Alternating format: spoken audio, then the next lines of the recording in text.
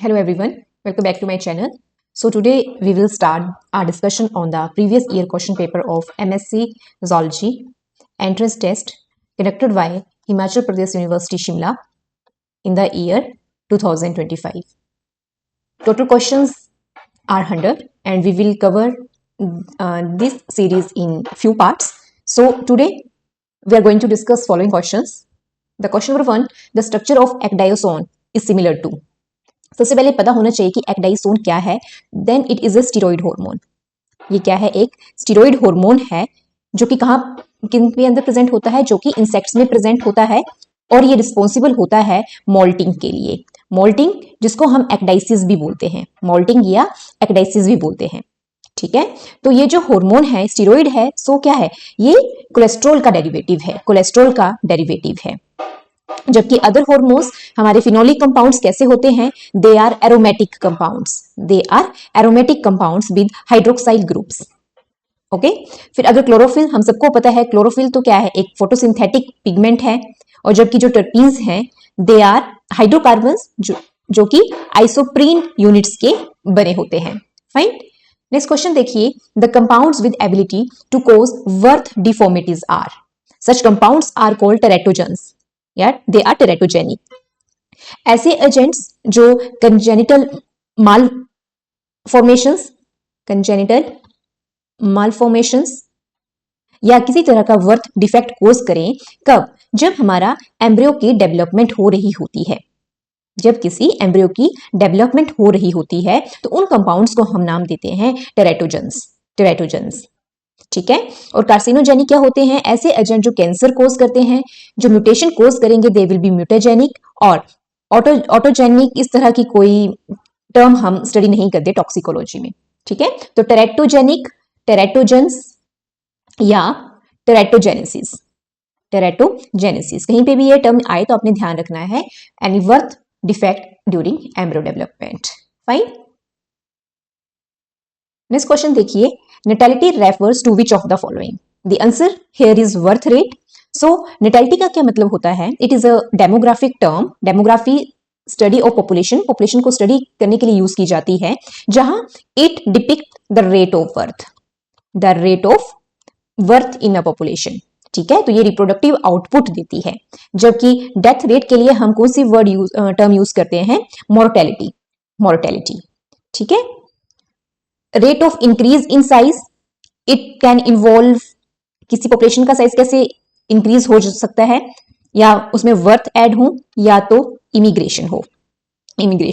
और similarly rate of decrease in size कब हो सकती है? या तो मॉर्टेलिटी हो, किसी तरह की डेथ हो, या वहां से लोग पॉपुलेशन इमाइग्रेट कर जाए, इमाइग्रेशन हो. ठीक है, तो मॉर्टेलिटी और नेटेलिटी दो टर्म्स आपने ध्यान रखनी है. अगला क्वेश्चन देखिए, the modified hind wings in fly used for balance are called हेल्टियर्स.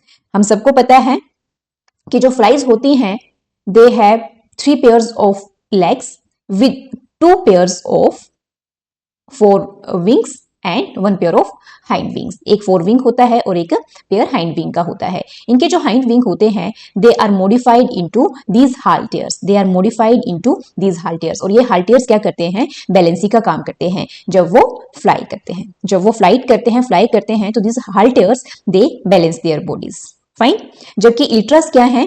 Most important, elytra are hardened 4 wings. जब 4 विंग्स हार्ड हो जाते हैं कुछ इंसेक्ट्स में, जैसे कि जो हमारे बीटल्स होते हैं कोलिप्ट्रा फैमिली के, तो वहां पे उन 4 विंग्स को हम नाम देते हैं इलिट्रास. फिर हमारे पास टर्म है नेक्स्ट टेगमीना. तो tegmina are also thick and 4 wings, जैसे कि ये प्रेजेंट होते हैं हमारे ग्रास होपर्स में. और हमारी ये जो टर्म है हेमुलाई, इसका क्या मतलब है? दे आर स्मॉल हुक्स जो कहाँ प्रेजेंट होते हैं? जो प्रेजेंट होते हैं हाइंड विंग्स में. ठीक है, हाइंड विंग्स में प्रेजेंट होते हैं ताकि वे 4 विंग्स के साथ अटैच हो सके और फ्लाई के टाइम में जो विंग का स्ट्रक्चर है वो इंटैक्ट रहे. फाइन. तो आई थिंक ये सब 4 टर्म्स इंपॉर्टेंट है, आपको ये क्लियर होनी चाहिए. देखिए क्वेश्चन ऐसे ही बनते हैं. ठीक है, हो सकता है आप नेक्स्ट पेपर में इल्ट्रा पे क्वेश्चन हो, आपको टेगमीना पे क्वेश्चन हो हाल्टियर्स के कंपैरिजन में, तो आप जितने भी ऑप्शंस होते हैं उनको भी स्टडी किया करो साथ में. नेक्स्ट क्वेश्चन देखिए, binomial nomenclature was introduced why? The answer here is Linnaeus. Carl Linnaeus was a Swedish botanist जिन्होंने टू बाइनोमियल नोमेनक्लेचर को इंट्रोड्यूस किया था, जहां पे क्या होते हैं, the name has two component, एक जीनस नेम होता है और दूसरा साथ में स्पीसीज का नाम वहां पे होता है, ठीक है। और जिस बुक में ये इंट्रोड्यूस किए गए थे उस बुक का क्या नाम था? Systema nature, Systema nature. Example के लिए हम समझेंगे होमोसेपियंस। होमोसेपियंस ये ह्यूमंस का साइंटिफिक नेम है, तो यहाँ पे जो सेपियंस हैं वो स्पेसिफिक नेम है, स्पीसीज का नाम है, और होमो हमारे जीनस का नाम है, हमारे जीनस का नाम है। जबकि जो डार्विन है, हम सबको पता है ये natural selection, theory of evolution by natural selection, उससे साथ रिलेटेड है। एरिस्टोटल, इनका जो रोल था बायोलॉजी के पॉइंट ऑफ व्यू से क्लासिफिकेशन के साथ, इन्होंने प्लांट्स एनिमल्स को क्लासिफाई किया था। और आइंस्टाइन जो थे, हम सबको पता है ये फिजिक्स थे, बायोलॉजिकल नोमेनक्लेचर के साथ इनका कोई वर्क नहीं है। फाइन। अगला क्वेश्चन देखो, the similarity between the wings of birds and insect is an example of. Analogy है ना, एक तरफ हमारे वर्ड्स के इंसेक्ट है, सॉरी एक तरफ हमारे वर्ड्स के विंग्स हैं और दूसरी तरफ हमारे इंसेक्ट्स के विंग्स हैं, तो ये दोनों क्या है, एक दूसरे के एनालोगस स्ट्रक्चर्स हैं, ठीक है। फ्लाई, क्योंकि they have similar function, they have similar function, जो कि क्या है, फ्लाई करना, उड़ना। लेकिन अगर हम इनका ओरिजिन देखें तो वो डिफरेंट है। ओरिजिन कैसा है? डिफरेंट, क्योंकि इनकी जो इवोल्यूशनरी हिस्ट्री है वो डिफरेंट है, ठीक है। अगर wings of birds they are modified forelimbs, जबकि wings of insects they are integumentary मतलब डेरिवेटिव ऑफ स्किन, ठीक है। और जबकि होमोलोगस क्या होते हैं, they have common ancestral origin but they differ in their function. जैसे एग्जांपल क्या आता है, arms of human and bat beings. Fine. और सिस्टमैटिक क्या होता है, it is a study of organism classification and relationship, उसको हम सिस्टमैटिक का नाम देते हैं। तो आई थिंक 2025 का जो क्वेश्चन पेपर है, बहुत स्टार्टिंग के क्वेश्चन तो बहुत सिंपल जैसे हमें लग रहे हैं। अभी नेक्स्ट क्वेश्चन हम देखते हैं, the environment in which a community lives is called as. The answer here is biome.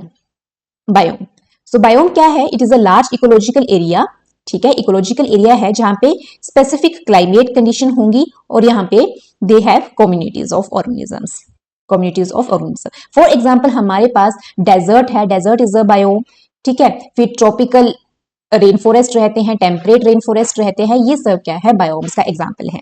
जबकि बायोटाइप क्या होता है, it is a group of organism जिनके पास सेम जीन्स होंगे, सेम जेनेटिकल कंपोजिशन होगी। और बायोस्फीयर क्या है, ये एक ऐसा जोन होता है जहां पे हमारा एटमॉस्फेयर, हमारा लिथोस्फेयर, हमारा हाइड्रोस्फेयर, एयर, लैंड, वाटर, ये तीनों क्या करते हैं, इंटरेक्ट करते हैं, ठीक है। और नीचे क्या होता है, it is the specific role और position of an individual species, तो आई होप ये सब टर्म्स भी क्लियर हैं आपको। अगला क्वेश्चन देखिए, which of the following avoid blood clotting. तो आंसर क्लियर है, हेपरिन। तो हेपरिन क्या है, it is N natural anti coagulant drug that prevents blood clotting, ठीक है, क्योंकि ये थ्रोम्बिन हमारे क्लोटिंग फैक्टर्स को इनहिबिट करता है। जबकि हिरुडिन क्या है, it is again a natural anticoagulant, लेकिन it is found in the leech के सलाइवा में ये प्रेजेंट होता है। रिमेंबर दिस, हिरुडिन कहाँ प्रेजेंट होता है। और warfarin, it is an oral anticoagulant, ठीक है, ये भी कोगुलेंट है, that works by inhibiting vitamin K, ये हमारे विटामिन के को इनहिबिट करता है। अगला क्वेश्चन देखिए, when the action of one chemical reduce the other chemical known as antagonism. तो एंटागोनिज्म एक ऐसा फिनोमेना है जहां पे एक केमिकल दूसरे केमिकल की रिएक्शन को इनहिबिट करेगा या रिड्यूस कर सकता है या तो इनहिबिट भी कर सकता है, ठीक है। सिनर्जिज्म का क्या मतलब होता है, when two chemicals they combine, वो कंबाइन कर जाएंगे to produce a greater effect than the sum of their individual effects. और जबकि जो ये टर्म है आपकी पोटेंशिएशन, व्हेन वन, इसका मतलब क्या है, when one substance enhances the effect of another beyond simple addition, ठीक है। तो ये भी इस चीज को हमारा शो करता है, तो आपने ध्यान रखना है एंटागोनिज्म का क्या मतलब है। नेक्स्ट क्वेश्चन देखिए, viviparous insects produce, young ones produce करते हैं, हम सबको पता है देयर आर ओविपेरस इंसेक्ट, जिनका काम क्या है, वो एग्स प्रोड्यूस करेंगे, और विविपेरस क्या प्रोड्यूस करते हैं, they produce egg young ones directly. अगला क्वेश्चन देखिए, which is the starting date of zoological nomenclature. ऐसे क्वेश्चन हम बहुत कम देखते हैं, बट अगर आपकी बुक्स में मेंशन है डेट्स तो प्लीज गो थ्रू दैट। तो आंसर है इसका 8 सितंबर 1895। ये ऑफिशियल डेट है जब जो सिस्टम है नेचर है उसका इंट्रोडक्शन किया गया था, वही जो अभी हमने ऊपर डिस्कस किया। नेक्स्ट देखो, type of reproduction in which young ones produce from unfertilized eggs, this type of reproduction is known as parthenogenesis. Parthenogenesis. Parthenogenesis is a form of asexual reproduction. Asexual reproduction, where an embryo या young one develop from unfertilized egg. Very much important. Very much important. जैसे कहाँ होता है ये, हमें बीज में देखने को मिलता है ना। और विविपैरिटी का क्या मतलब होता है, ओविपैरिटी का क्या मतलब होता है, I think this terms are clear. और पॉली एम्ब्रियोनिक का क्या मतलब होता है, multiple embryos develop from a single fertilized egg. Single fertilized egg आपका मल्टीपल एम्ब्रियोज बना देगा, तो इस कंडीशन को हम क्या बोलते हैं, पॉली एम्ब्रियोनी।